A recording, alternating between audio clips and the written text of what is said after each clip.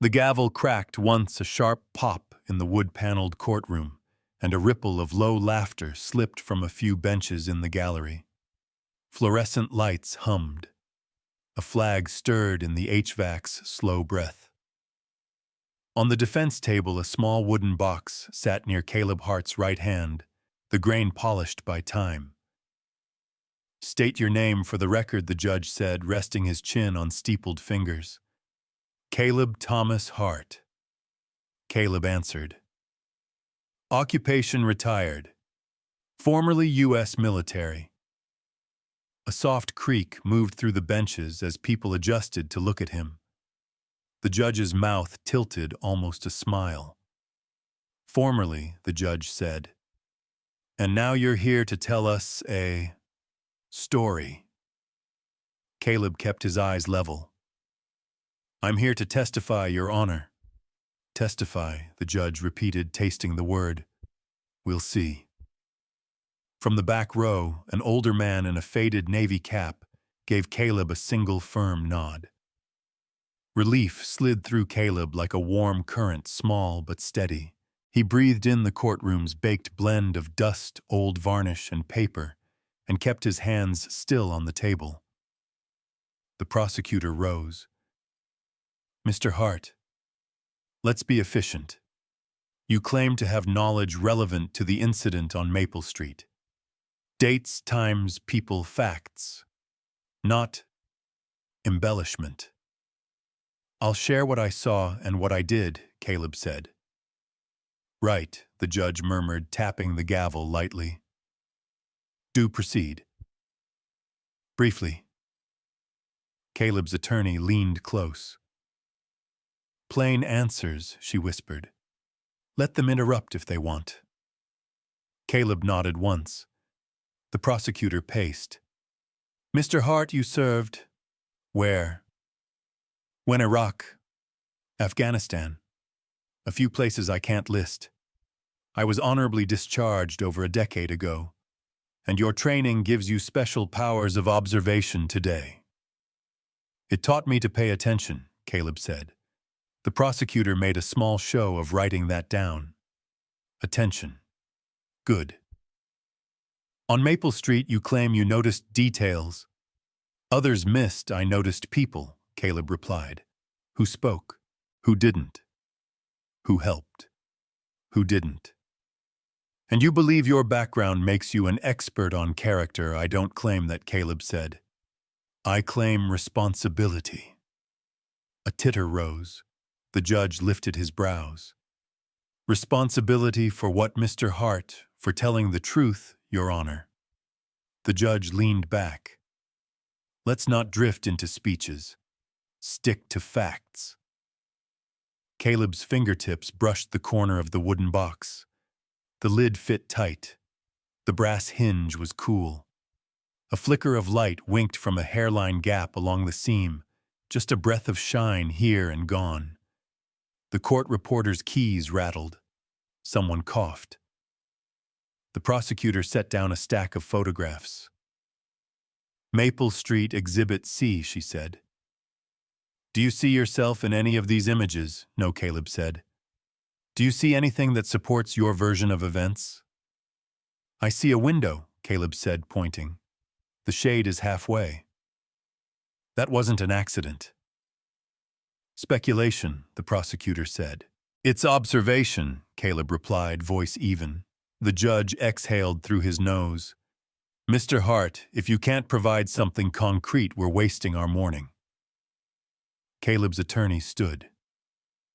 "Your Honor, Mr. Hart will connect the observations to the timeline if allowed to." "Allowed." The judge's smile sharpened. "He is allowed to answer questions. He is not allowed to preach." From the back, the veteran in the cap stayed still, eyes steady. Caleb met that gaze for half a beat, then faced forward. The prosecutor crossed her arms.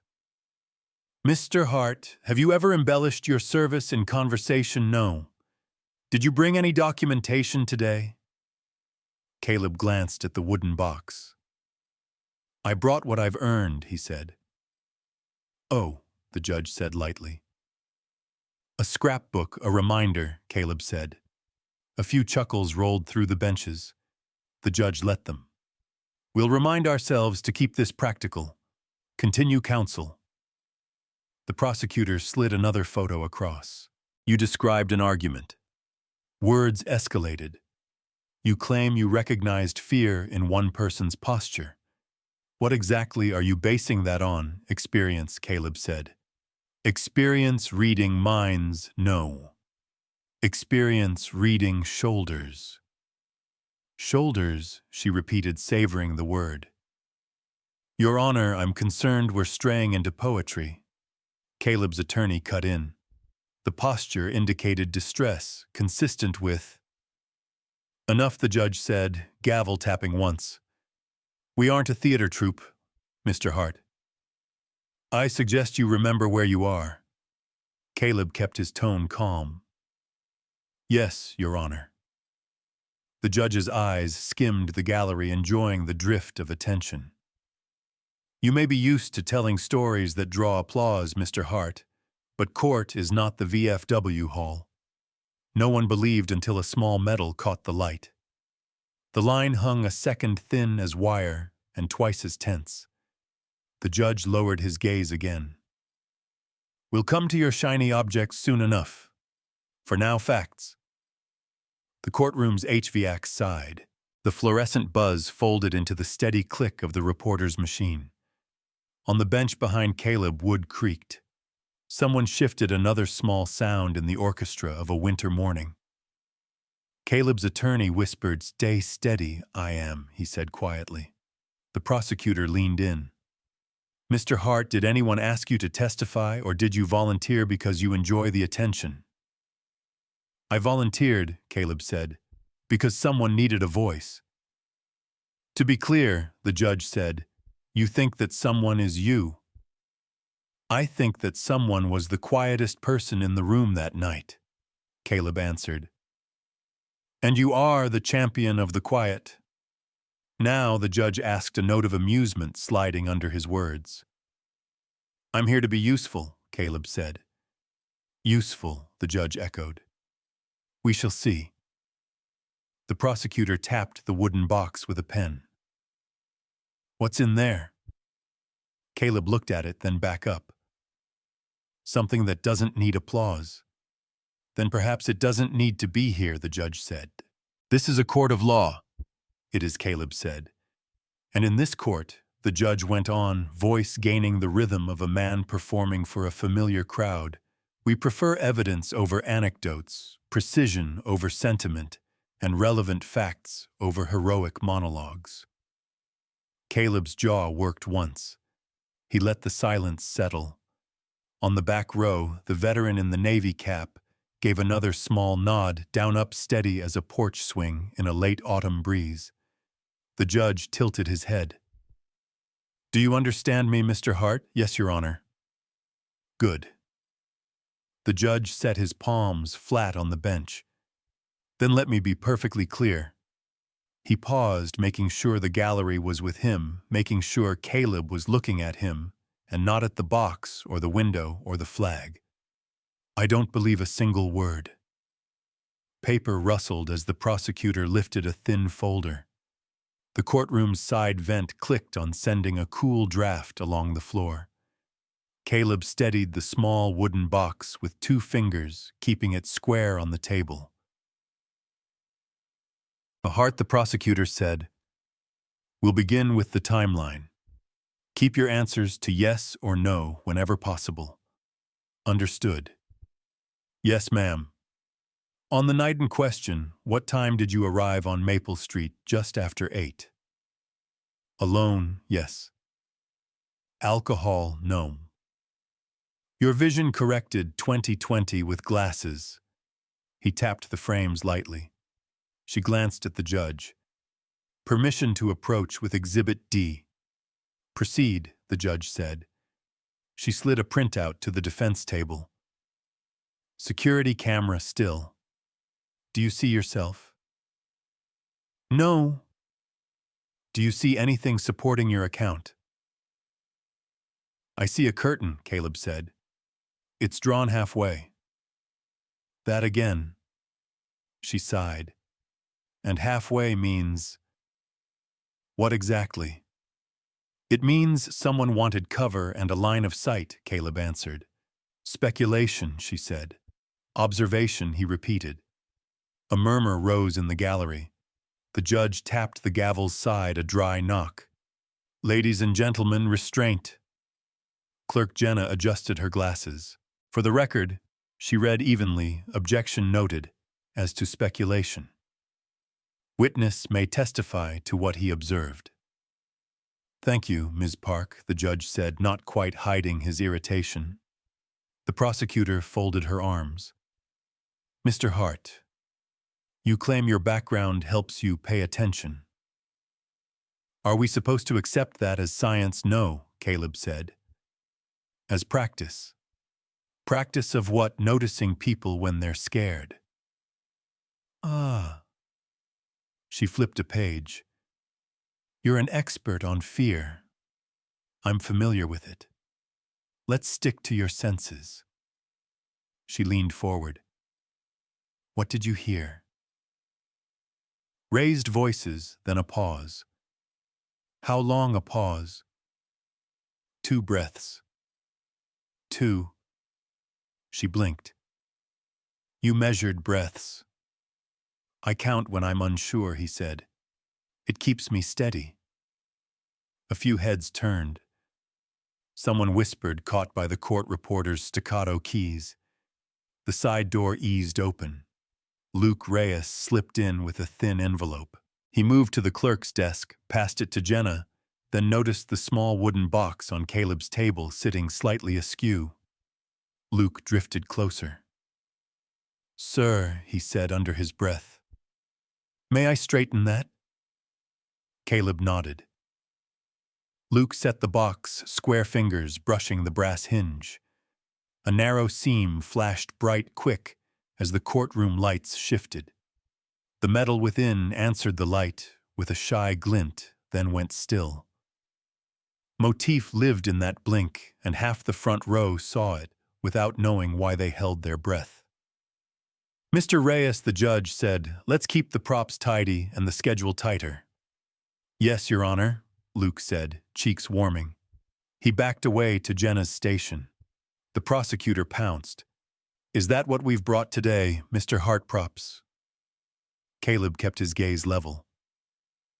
I brought what's mine, and what's yours is persuasive. What's mine is a reminder, he said, not an argument. Wonderful. She spread her hands. We'll file that under sentiment. Now tell the court precisely where you were standing when you claim you observed distress. North side of Maple, Caleb said. By the mailbox. Distance to the window. 30 feet. Maybe less. And with the shade halfway, your word, you could see inside. I could see movement. Shoulders. Hands. More shoulders, she said, glancing at the judge. Jenna's voice came calm and clear. For the record, witness points to Exhibit C window at 118 Maple, lower sash partially lowered. Thank you, Ms. Park, Caleb said quietly. The judge frowned. Clerk will limit commentary to the record. Yes, Your Honor, Jenna replied. Eyes still on the page. The prosecutor clicked her pen. You testified you heard a pause. Then what? A door latch, Caleb said. Metal on metal, not fully closed. You have supernatural hearing now, no. A quiet street and a cold night. What did you smell? She said, half mocking. Wood smoke, Caleb replied, and something sweet, maybe vanilla. From a candle. She blinked again. A candle. Yes. Through a closed window, drafts carry more than we think. Enough. She planted her pen. Your Honor, we're accumulating impressions, not facts. The judge's eyes were cool. Mr. Hart, the court expects precision. I'm giving it, Caleb said softly. The prosecutor stepped to the gallery rail. Mr. Hart, do you enjoy being believed? No. No, I enjoy being useful. Useful, she repeated. To whom? To the quiet person, he said. The quiet person, she said, rolling the phrase like a marble. The judge leaned forward. Mr. Hart, the court doesn't reward vague nobility. It weighs evidence. Caleb nodded. Yes, Your Honor. Then let's weigh. The prosecutor held up 2 photos. Exhibit E, porch view. Exhibit F, street view. Show the court where you claim you stood. Caleb pointed with 1 finger. Here near the box with outgoing mail. And you stayed there? Yes. You didn't intervene? No. Why? Because stepping in might escalate, he said. Because I didn't have the full picture. So you did nothing. I called it in, he said. What after the second pause? The one you timed in breaths? Yes. A scatter of whispers ticked through the benches. The judge let them bloom a moment, then snapped the gavel's tip against the block. Silence. Jenna cleared her throat politely. Your Honor, for clarity, the record notes the witness's call at 2011. Dispatch log confirms. Thank you, the judge said, clipped. Relief threaded the prosecutor's annoyance. She pivoted. Mr. Hart, you keep glancing at that box. Is it distracting you? No. Then tell us why you brought it. Caleb looked at the box, then at her. To remember the people who aren't here to speak. Not relevant, she said. It is to me, he replied. The judge's smile thinned. Counsel, please continue.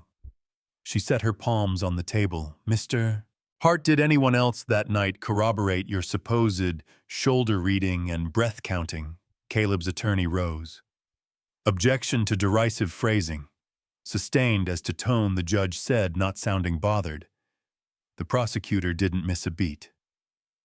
Let's try again. Did anyone corroborate your observations? Not that I know. So it's just you. It's what I saw. And we should accept that, because you wore a uniform once. Because I learned to pay attention, Caleb said. And because I cared enough to be there. The gallery rippled again, a low, unsettled tide. Luke glanced up from the clerk's desk, eyes darting between Caleb and the judge. Jenna's fingers stilled on the ledger, then resumed in careful script. The prosecutor closed her folder.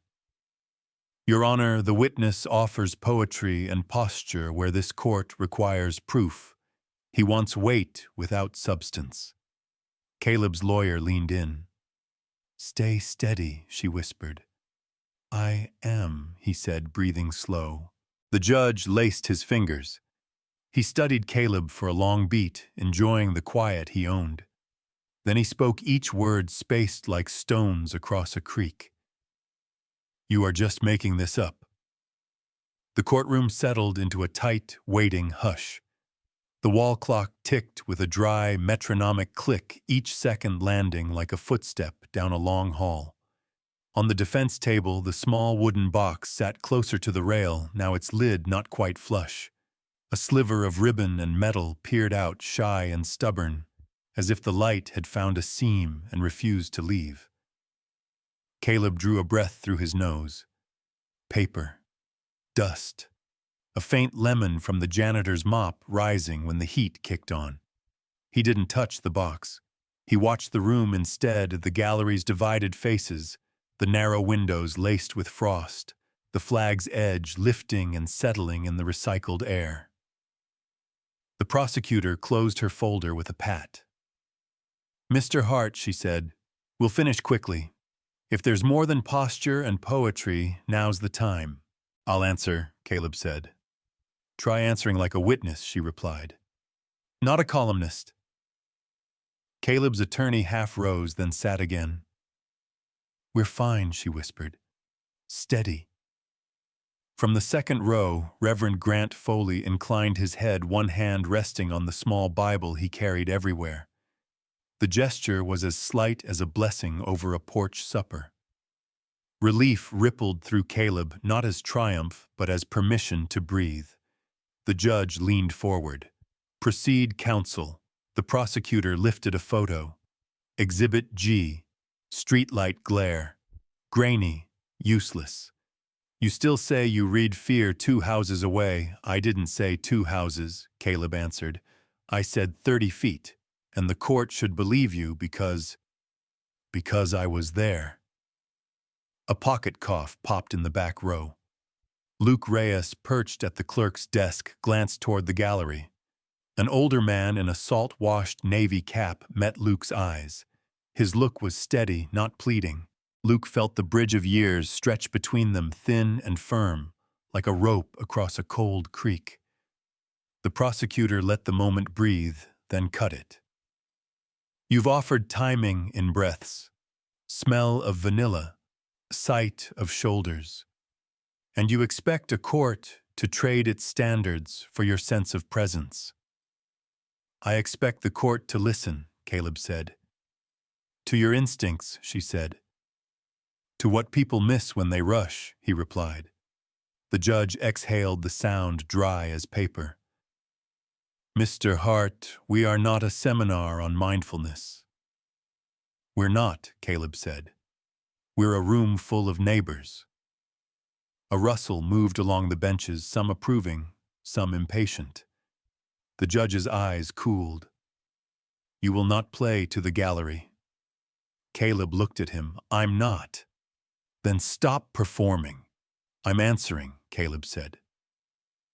Jenna Park. The clerk cleared her throat softly. For the record, she read, voice even witness maintains distance at approximately 30 feet. Notes sensory details as part of observation. Thank you, Ms. Park, the judge said, clipped. The prosecutor stepped closer to the defense table. Her gaze fell to the wooden box and the bright edge of metal poking from the seam. She smiled without warmth. That again. Caleb didn't flinch. It isn't an exhibit. No, she said.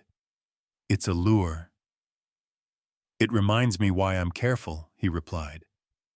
Why you're theatrical, she corrected. From the gallery, the older veteran shook his head once. Luke caught it, the quiet dismissal of a man who'd heard louder rooms go still for less. He looked back to Caleb, then to the box, then to the judge. Mr. Reyes, the judge said, noticing the exchange eyes on your ledger. Yes, Your Honor, Luke said, cheeks coloring. Reverend Foley's thumb stroked the Bible's gilt edge. He nodded again, a small anchor in a sea of looks. Steady, he mouthed. The prosecutor returned to the center. Let's talk about your quiet person, Mr. Hart. You say you volunteered because someone needed a voice. Yes. Name that person. I won't. Because you don't know, she said, pouncing. Because naming them here doesn't help them, he said. Your Honor, the prosecutor said. We're past patience. We were past it when we started, the judge said, allowing a few chuckles to live and die. He fixed Caleb with a flat stare. This is not a veterans' rally. It is a court. It should be both, Caleb said softly. A court and a place where we remember who we're judging. A hum moved through the benches, then stilled. The clock's second hand climbed, clicked, climbed. The prosecutor spread her hands. You see posture, breath, scented candles, memories, not facts. Facts don't live alone, Caleb said. They come with people. Enough, the judge said. We will not trade evidence for epigrams. Luke shifted the ledger forward. The older veteran watched him with a faint smile that wasn't approval so much as recognition. It steadied Luke's hands. He wrote cleaner, slower. The prosecutor tapped the seam of the box with her pen. And what exactly is that peeking out? Caleb didn't look down. A ribbon. Which means nothing here, he said. Not until it must. Her eyebrows lifted. Until it must, she repeated. Your Honor, I request an order that any object on counsel table be declared irrelevant unless moved into evidence. Caleb's attorney stood. We oppose. The witness is entitled to personal effects. The judge weighed the optics. He liked the feel of it, the power to tilt a room with a phrase. He let the silence spool, then snipped it. The box may remain, he said, unopened, unwaved about, unreferenced, unless I say otherwise. Clear, yes, Your Honor, Caleb said. Good, the judge said. I will not preside over props. The clock ticked. Someone's coat whispered against wood. Somewhere a phone vibrated and then surrendered. The prosecutor resumed, Mr. Hart, your testimony to date rests on your claimed ability to read a scene the way a novelist reads a face. But courts trade in weight. Name one corroborating detail that does not depend on your senses. Caleb paused. He let the pause be honest, not tactical. He looked to the windows. Frost like lace. Street outside winter bright. He looked to Reverend Foley's hand on the Bible. He looked to Luke, then back to the judge. The dispatch time, Caleb said. The call I made. You have it. We do, the prosecutor said. And it confirms only that you called, not what you saw. It confirms I stayed, he said, and that I cared enough to do something small and right. Small and right, she echoed. Your Honor, I move to strike that sermon. Stricken, the judge said. We are done with feelings. Understood, Caleb said. Do you understand what's at stake, the judge asked. Yes, Your Honor. Then answer this, the judge said, voice thinning. Are you prepared to admit that parts of your account are invented? No, Caleb said. Not even embellished, the judge pressed. No, implied, the judge said. No, Your Honor. A tremor of sound lifted and fell in the gallery. Jenna lifted her pencil, then set it down. Foley's hand relaxed. Luke's breath shortened, then lengthened on purpose like a runner pacing the backstretch. The prosecutor closed the last folder. Your Honor, we've offered every chance. Mr. Hart refuses to supply weight. Caleb turned eyes, sweeping the benches. He saw the older veteran's cap. He saw a young mother clutch a child's hand. He saw two men in work coats, faces pinched with the winter. He saw people he did not know brought into the same room by the same cold morning and the same idea that neighbors should try to be fair.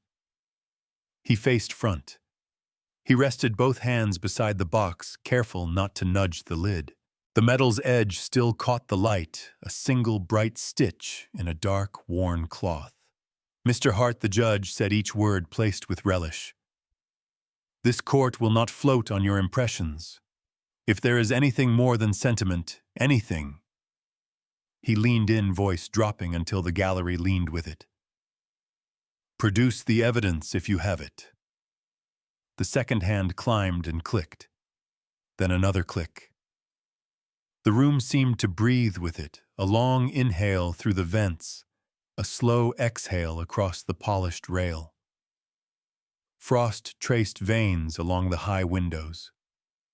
Somewhere beyond the courthouse walls, a choir rehearsed in a church hall, voices no louder than a remembered lullaby, rising, rounding, then fading to a hum. Produce the evidence if you have it, the judge had said. Luke Reyes looked at the small wooden box on the defense table, and then at Caleb. He didn't ask the judge. He didn't grandstand. He simply stepped forward with the quiet economy of a boy fetching a hymn book from the back pew. His hands were steady. He was careful the way people are careful when they've been trained by someone patient. Sir Luke whispered just enough for Caleb to hear, "May I hand it to you?" Caleb met the young man's eyes. The bridge between them felt like a plank placed across a ditch, simple, useful enough for one step and then the next. "Yes," Caleb said. Jenna the clerk lifted her head. The judge opened his mouth to warn them back into procedure, but the room had shifted into a different kind of order, the old kind people understand, without rules posted on the wall. Luke lifted the box with both hands. He didn't display it to the gallery. He didn't rattle it. He turned, pivoted once, and placed the warm wood into Caleb's open palms. Transfer complete, small, and undeniable. The lid lay flush except for a hairline of brass showing where the hinge met the back. Caleb felt the weight, not heavy, not light, just the exact memory of what it meant. He worked the latch with his thumb. Metal whispered against wood. "Objection," the prosecutor said, as if she could blow out a candle with that one word. "Overruled," the judge said, but his voice lacked its earlier music. Caleb didn't lift the metal high. He opened the box as a man opens a letter from an old friend, and he raised the object just far enough to catch the courthouse lights. Silver and enamel answered the room in a clean, quiet flare. Nothing flashy. A plain brightness like sun on iced river water. The gallery drew one breath together. Caleb's voice was calm. "I don't need anyone to believe, only to remember." The words found a place to sit and did not move. The judge's hand had hovered above the gavel. Now it lowered an inch and stopped. His mouth formed the beginning of a line he'd used for years about relevance, about rules, about weight, but the line didn't arrive.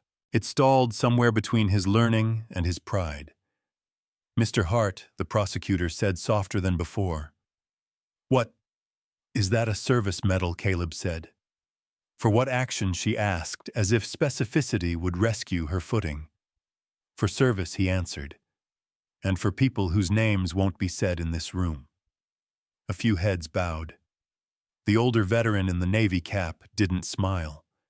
He only sat a fraction taller, a ship riding in a mild swell. The judge cleared his throat.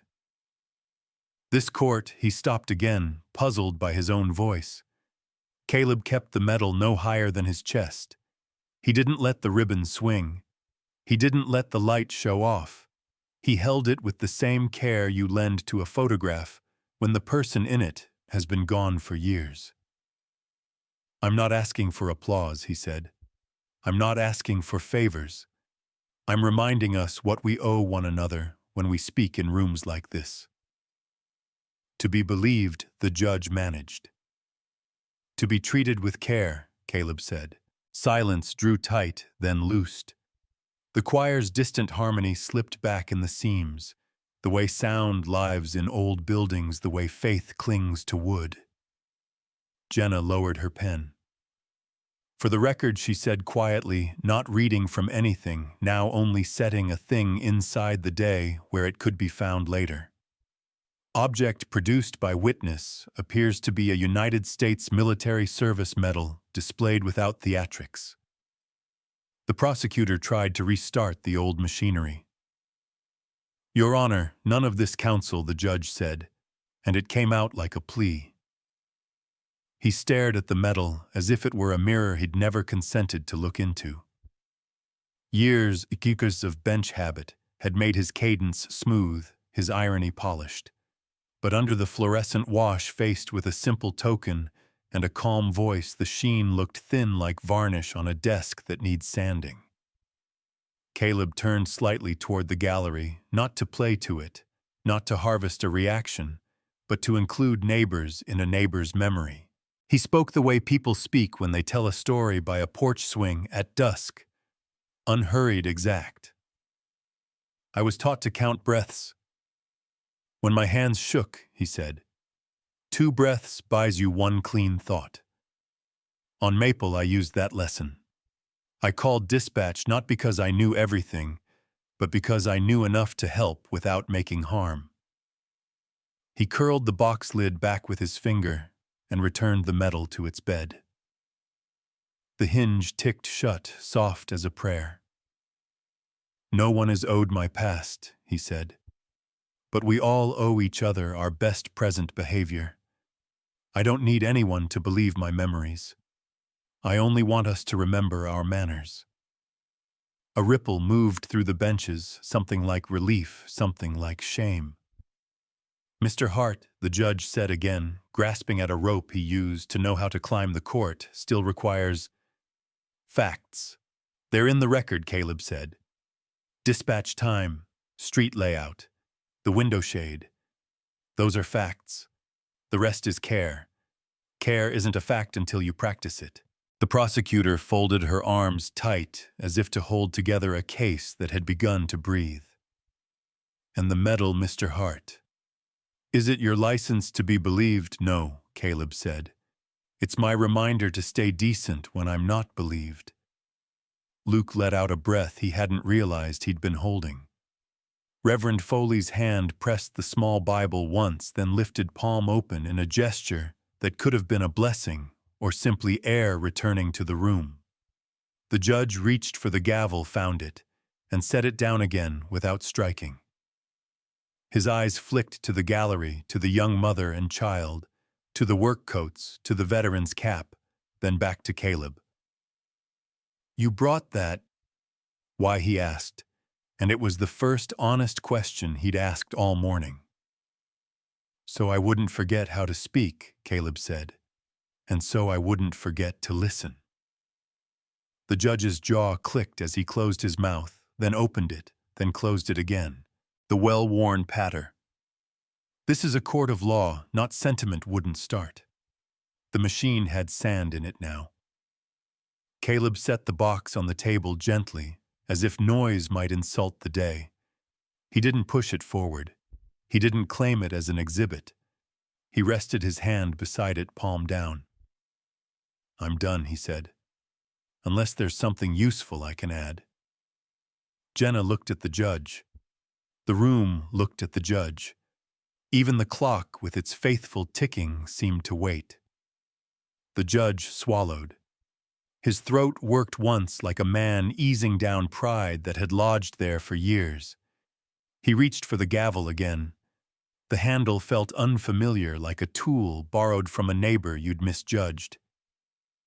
Mr. Hart, he said the words arriving without swagger, the court acknowledges your service. I didn't bring it for that, Caleb said. I hear you, the judge replied and surprised himself by meaning it. He lifted the gavel to punctuate the moment, to reclaim a little of the bench's old certainty, and his hand trembled. The head hovered above the block, a small dark moon over a pale planet, then dipped and touched with a muted clack. He tried to speak. The first syllable snagged. He cleared his throat, but the sentence refused to come, torn between habit and the thing trying to grow in its place. From the hallway, the choir swelled into a round voices threading, separating, and meeting again. The sound was faint, but unmistakable, stitching itself across the hush, like light across water. The judge drew breath for a second attempt. It came out thinner than he intended. This court, he stopped, lips parting, eyes on the box, as if the little hinge might offer him a line. His knuckles whitened around the gavel. He lowered it, then lifted it again, as if testing whether he could still close a scene with the old certainty. The room stayed still, implacably gentle. Caleb did not move. Luke did not fidget. Reverend Foley kept his hand open, a quiet yes to what silence can do. The judge let the gavel fall the width of a thumbnail. The tap was barely sound, more felt than heard, like a throat finding a quieter note. He tried to speak once more, and the voice that had served him so well all these years failed him at last. The sentence arrived in pieces, and none of them obeyed. The gavel hovered, then sank onto the block as if it had grown heavy in the air. He lowered his eyes. He could not find the words. The gavel sat where it had fallen, wood on wood, a quiet period at the end of a long, uneven sentence. No one moved at first. The winter light shifted against the high panes, thinning the frost lace to threads. On the defense table, the small wooden box rested open, its metal set, carefully beside it, on the polished surface, bright as a winter coin. Motif became echo, not lifted, not displayed, simply present. Caleb kept his hand flat near the metal, not touching it. He could feel the table's varnish through his palm, the faint tack of old polish, and the heat from the lamps. Around him, the room let out a combined breath, the sound of pressure turning to air. The judge cleared his throat. When he spoke, the old Polish in his voice was gone. "Mr. Hart," he said, "this court owes you an apology." Paper stilled. Shoes stopped their small adjustments on the floor. Even the court reporter's keys paused. Caleb looked up. "Your Honor," he said, gentle, as if he were easing a stubborn hinge, "you don't owe me anything." "I do," the judge answered. He searched the bench for words, found a plainer set. "I spoke with pride when I should have listened with care. I dismissed what I did not like. That was wrong. It will not happen again in this courtroom." A breathy murmur rose and fell. Relief moved through the gallery like warmth from a door opening onto a kitchen in winter. The prosecutor stood slowly. "Your Honor, the state withdraws any characterization of the witness's testimony as invention." "Good," the judge said. He nodded toward Caleb, then to the court reporter. "Let the record show that the court recognizes the witness's service and his conduct here today." Caleb's attorney touched his sleeve and sat back. Caleb didn't move to claim the medal. He left it on the wood, where everyone could see it, without spectacle. From the second row, Reverend Foley stepped to the aisle. He didn't speak. He simply crossed the distance, laid a hand on Caleb's shoulder, and left it there, a weight not of sorrow, but of agreement. His palm was warm. The gesture said what the room could not figure out how to say aloud. Caleb nodded once. "Thank you, Reverend." The older veteran in the Navy cap came to his feet in the back row. He did not clap. He squared his shoulders and stood still, hat brim level. One by one, others rose, the young mother and her child, the two men in work coats, the woman with the library card peeking from her wallet, a pair of teenagers with salt on their boots. It wasn't a cheer. It was an answer. A standing ovation that made no sound. Jenna Park, the clerk, looked to the judge. He did not lift the gavel. He let the silence live. The choir, faint as breath through a keyhole, drifted back into the rafters of the courthouse, notes from across town, stitching into the hush like fine thread. The judge leaned forward. "Mr. Hart, if you wish to add anything to your testimony, the court will hear it." Caleb shook his head. "No, Your Honor. I've said enough." "Then the court thanks you," the judge said, and it sounded like a man speaking to a neighbor over a low fence. "And it thanks those who taught you to count breaths." Caleb smiled, small, the kind that stays close to the eyes. "They'd tell me to get on with it." "Wise counsel," the judge replied. He reached for the gavel, then looked at his hand as if meeting it for the first time. He set the gavel down again and straightened a stack of papers he did not need to straighten. The old cadence wanted to return. He chose not to let it. "Counsel," he said to the prosecutor, "you may proceed with your next witness, or we can recess to restore order." "There is order," she said unexpectedly, soft. "We can recess." "Very well," the judge said. He stood. The gallery remained standing, not from habit, but from something simpler. Reverend Foley's hand stayed on Caleb's shoulder a moment longer, and then lifted. "You were steady," he murmured. "I had help," Caleb said, eyes touching the old cap in the back, the clerk's ledger, the quiet box on the table. Luke Reyes stepped forward with a small felt square from the clerk's drawer. He didn't ask permission. He set the felt under the metal so the metal would not tap the wood when it moved, and then slid the box closer, palm down like returning a keepsake across a family table. Sir Luke said, voice low, "I can put this away if you'd like." "Leave it a moment," Caleb said. "Let it breathe." Luke nodded. His throat worked. "Yes, sir." A soft patter started in a corner applause that stopped itself after 2 taps, as if the room remembered its own promise. A few more gentle claps echoed and then folded into the silence again. Relief had a sound after all breath going out and not needing to be pulled back in. The judge lifted his eyes to the gallery. "Ladies and gentlemen," he said, "this recess will be brief. When we return, we will continue with respect." He did not look at the clock. He looked at people. He lifted the gavel and touched it down with care. The sound was a closing firm, not hard. Chairs whispered. Winter coats rasped along sleeves. The flag's edge fluttered once and settled. People didn't rush the aisle. They flowed to it.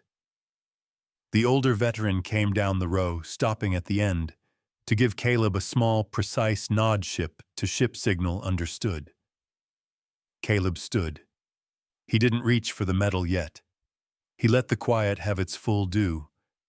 Then he picked up the ribbon by its cloth, not the medal, and set the medal back in the box. The hinge whispered shut. He kept the box in both hands, a posture of thanks. "Mr. Hart," the judge said from the bench, voice low enough that it barely carried, "I hope you'll accept a personal apology, not just the court's." Caleb looked up. "I do, Your Honor." The judge inclined his head. "Thank you." He turned to leave by the side door, and paused as if he had one more line and was debating whether to trust it. He chose the plainer path once more. "Take good care of that," he said, meaning the medal, and perhaps meaning more. "I will," Caleb said. Reverend Foley squeezed his shoulder again. "Come by the church hall later," he said. "We'll have coffee. The choir's tuning up for Sunday." "Coffee sounds right," Caleb answered. Luke hovered hands, unsure the way a young man stands near a piano waiting for a cue. "Sir, if you need anything carried, I've got it," Caleb said. "But thank you." He started toward the aisle. People gave him space that wasn't distance. It was respect. The room held steady in a new shape, one where nobody needed to be loud to be heard. At the clerk's desk, Jenna leaned toward him as he passed. Her voice was just above a whisper, the tone of someone placing a ribbon in a book to save a page. "We should remember this," she said. The church hall smelled like percolated coffee and floor wax, the Saturday mix every small town knows. In the foyer, sunlight from the high windows laid warm rectangles across the carpet runner. Where the light landed on the wall, a new shadow box hung at eye level. Dark wood, clear glass, simple brass plate. Inside, on a bed of felt, Caleb's service medal rested as if it had always belonged there. People came in by 2s and 3s, boots tapping melted snow from their soles, voices lowered by instinct. The choir's rehearsal drifted from the sanctuary altos, finding the center of a note, tenors sliding toward it, then holding. In the kitchen down the corridor, a radio played oldies under the clink of cups and the soft, friendly argument of church ladies about how much sugar makes coffee right.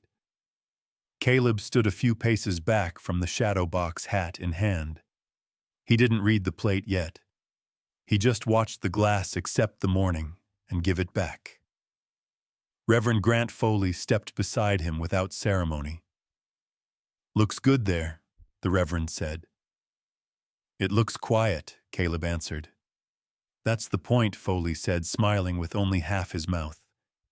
"Quiet things last." Across the foyer, Jenna Park pinned a fresh flyer to the community board, print crisp, pushpins bright. Quiet Hero Scholarship Fund sat bold across the top, with a simple note below for local students from service families. Applications at the library. A few feet away, the library director slid a laminated heading into the top of a shelf cart, Quiet Hero Reading Shelf. Memoirs, letters, and small-town histories ready to be rolled into the library on Monday.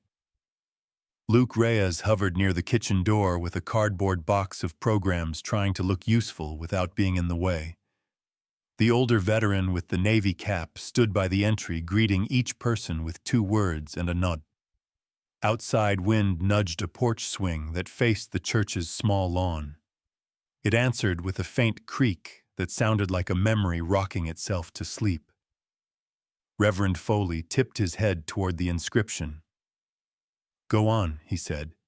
"Read it." Caleb leaned close. "For service given without asking for return. No unit numbers, no dates, no countries. Just that one sentence, the kind that fits on a plate and grows in the mind." He let out a long breath.